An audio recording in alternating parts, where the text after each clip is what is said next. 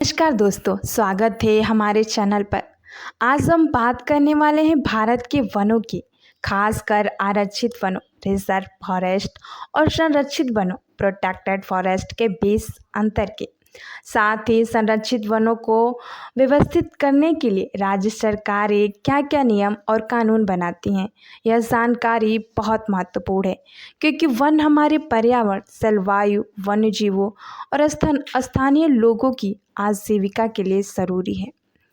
यह आसान भाषा में उदाहरणों के साथ समझेंगे ताकि आप आसानी से समझ सकें और शेयर भी कर सकें। वीडियो को लाइक, शेयर और सब्सक्राइब ज़रूर करें। चलिए शुरू करते हैं।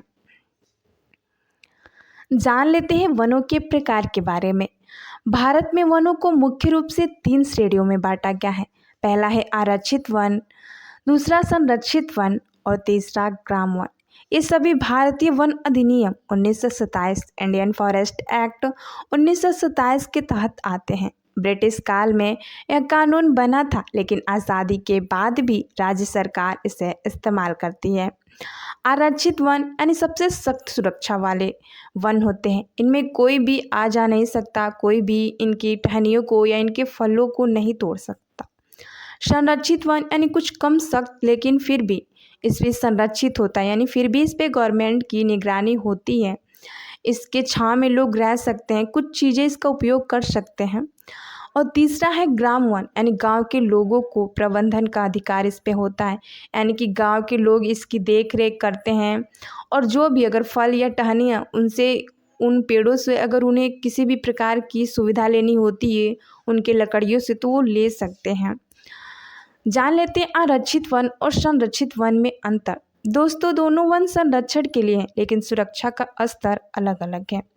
आरक्षित वन, रिजर्व फॉरेस्ट, ये सबसे ज़्यादा महत्वपूर्ण और संरक्षित माने जाते हैं। राज्य सरकार किसी भी सरकारी भूमि या बंजर भूमि को आरक्षित वन घोषित कर सकती है और इसको धारा 3 से 27 तक में बताया गया है। सख्त नियम, यानी यहाँ बिना किसी विशेष अनुमति के कुछ भी नहीं किया जा सकता। लकड़ी काटना, चराई, पशु चराना, शिकार, खेती, पत्थर निकालना आदि पूरी तरह प्रतिबंधित है। यानी कि अगर कोई चाहता है कि मैं वहाँ पे अपने जानवर को चरा दूँ या पत्तियाँ तोड़ लूँ, तो ये सभी नहीं कर सकता। अगला पॉइंट है स्थानीय लोगों की आवाजाही भी बिना वन अधिकारी की अनुमति के नहीं हो सकती है। इसका उद्देश्य यही है कि वन्य जीवों, जैव विविधता और बड़े पेड़ों का पूरा संरक्षण किया जाए। ये वन अक्सर राष्ट्रीय उद्यानों या वन्य जीव अभयारण्यों में बदल दिए जाते हैं। अगर हम उदाहरण के माध्यम से समझें तो कई राज्यों में घने जंगल जहाँ सिर्फ वन विभाग काम करता है, तो वो सभी इसके अंदर आते हैं। अब जान लेते हैं संरक्षित वन यानी प्रोटेक्टेड फॉरेस्ट के बारे में। आरक्षित वनों से कम सख्त, लेकिन फिर भी इस संरक्षण के अधीन ही होता है, यानी कि इस पे उतनी कठिन निगरानी नहीं होती है गवर्नमेंट की, लेकिन फिर भी ये गवर्नमेंट के अंडर ही आता है। राज्य सरकार आरक्षित वनों के अलावा अन्य सरकारी भूमि को संरक्षित वन घोषित कर सकती है और इसको बताया गया है धारा 29 में। जान लेते हैं इसके नियम को। तो यहाँ सब कुछ प्रतिबंधित नहीं है, कुछ गतिविधियाँ अनुमति लेकर की जा सकती हैं।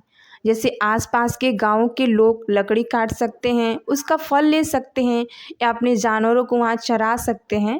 ऐसी सारी क्रियाएं हो सकती हैं, लेकिन वो भी नियमों के अंदर ही रह के करना होता है।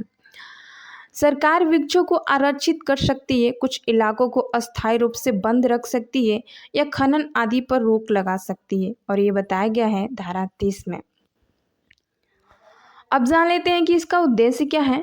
तो वनों को और ख़राब होने से बचाना, यानी कि जो भी वन है, जैसे कि अगर वो ऐसे ही छोड़ दिया जाता है तो कोई भी व्यक्ति आके उनके पेड़ों को काट के लेके चला जाता है, उन्हें नुकसान पहुंचाता है। तो इसका उद्देश्य है कि उनको संरक्षण किया जाए। राजस्व बढ़ाना, यानी कि जो हमारी गवर्नमेंट है उसको उससे मुनाफा हो, जैसे कि लकड़ी, गैर लकड़ी उत्पादन, जो इससे बहुत सारी चीज़ें बनती हैं, वो गवर्नमेंट सरकार अपने थ्रू बनवाए और अस्थाई लोगों की कुछ ज़रूरतें पूरी करना। और ये है कि जो अस्थाई लोग हों वो कानूनी रूप से, मतलब कानून के अंडर रह के अपनी ज़रूरतों को पूरा करें। आसपास के गांव के निवासी लाइसेंस लेकर उपयोग कर सकते हैं, यानी कि जो भी व्यक्ति के पास उस जंगल की लकड़ियों को काटने या फिर काटने ना सही, अगर उनके फलों को लेने का लाइसेंस है तो ले सकते हैं। अब जान लेते हैं संरक्षित वनों को व्यवस्थित करने के लिए राज्य सरकार के नियमों और कानून के बारे में। दोस्तों, अब मुख्य हिस्सा जानते हैं। तो भारतीय वन अधिनियम 1927 राज्य सरकारों को संरक्षित वनों का प्रबंधन करने की पूरी शक्ति देता है। भारतीय वन अधिनियम 1927 का चैप्टर 4 के धारा 29 से 34 तक में बताया गया है।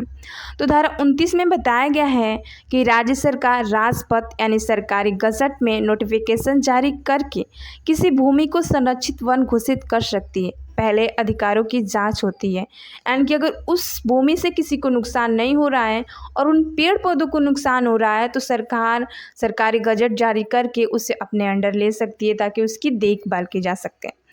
धारा 30 में बताया गया है कि सरकार वृक्षों को आरक्षित घोषित कर सकती है, इलाके को बंद रख सकती है और खनन और कोयला बनाने जैसे खेती आदि पर रोक लगा सकती है। यानी कि कोई भी व्यक्ति अगर ये सारे काम करता है, खेती करता है या उन जंगलों में अगर कोयला है तो कोयला को निकालता है तो उस पर रोक लगा सकती है और उस पर अपना दावा कर सकती है। धारा 31 तो नोटिफिकेशन का अस्थायी भाषा में अनुवाद कर गांव में चिपकाना ज़रूरी है। आज भी हमारे गांव में बहुत सारे लोग हैं जो इस कानून के बारे में नहीं जानते, वो इंग्लिश या फिर बहुत सी भाषाओं के बारे में उन्हें ज्ञान नहीं है। तो ये गवर्नमेंट की जिम्मेदारी बनती है कि वो एक ऐसी भाषा में उन्हें नोटिफिकेशन निकाल कर चिपकाएं जिससे वो समझ सकें या फिर गांव वालों को उसकी सूचना दे, उसके बारे में जागरूक करें।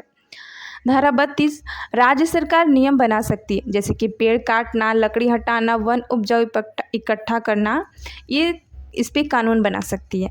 आसपास के गांव को लाइसेंस देना अपने उपयोग के लिए, यानी कि बहुत से जो गवर्नमेंट के होते हैं लोग तो वो गांव के लोगों को लाइसेंस देते हैं कि तुम ये कर सकते हो और उसके बदले में तुम हमें पैसे दोगे।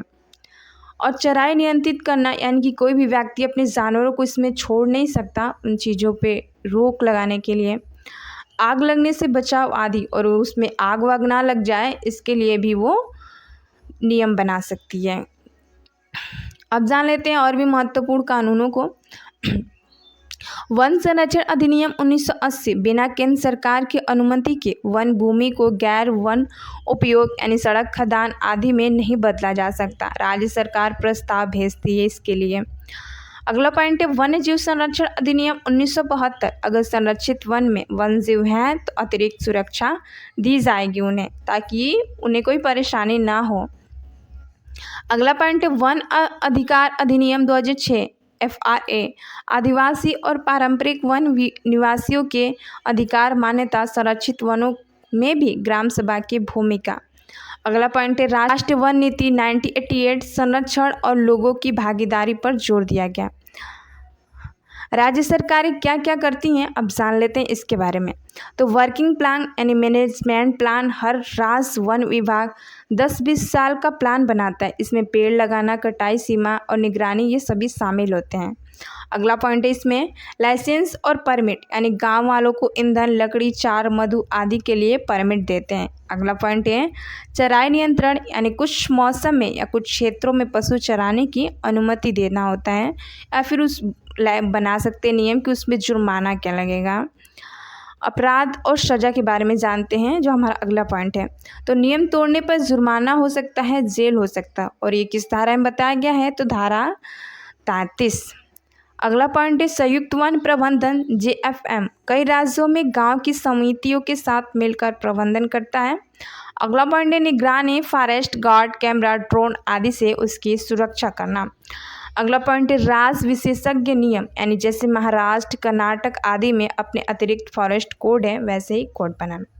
और हम उदाहरण के माध्यम से समझे तो मान लीजिए राजस्थान या मध्य प्रदेश में राज्य सरकार नोटिफिकेशन जारी करती है कि अधिकार सेंट्रल करती है, फिर नियम बनाती है कि कितने पेड़ काटे जा सकते हैं, कितना चारा लिया जा सकता है, इससे वन बचते हैं और लोगों की ज़रूरत भी पूरी होती है। अब चुनौतियाँ जान लेते हैं कि क्या क्या इनमें चुनौतियाँ आती हैं। तो अवैध कटाई भी बहुत सारी होती है, खनन होता है, जनसंख्या दबाव और समाधान। अब जान लेते हैं जागरूकता, सामुदायिक और भागीदारी, इसका समाधान है। अब जान लेते हैं इसका निष्कर्ष। तो दोस्तों, आरक्षित वन पूर्ण सुरक्षा के प्रतीक हैं। तो संरक्षित वन संतुलित प्रबंधन के राज्य सरकार भारतीय वन अधिनियम और अन्य कानूनों के जरिए इनका प्रबंधन करती है, ताकि आने वाली पीढ़ियां भी हरे भरे जंगलों का लाभ ले सकें। वन हमारे धरोहर है, इन्हें बचाएं, पेड़ लगाएं। अगर आप क्षेत्र में कोई मुद्दा है तो कमेंट में बताएं। वीडियो अच्छी लगी तो लाइक करें, कमेंट करें और बताएं कि क्या आप भी अपने आसपास पेड़ पौधे लगाते हैं। मिलते हैं नेक्स्ट वीडियो में नेक्स्ट टॉपिक के साथ। तब तक के लिए जय हिंद, जय भारत।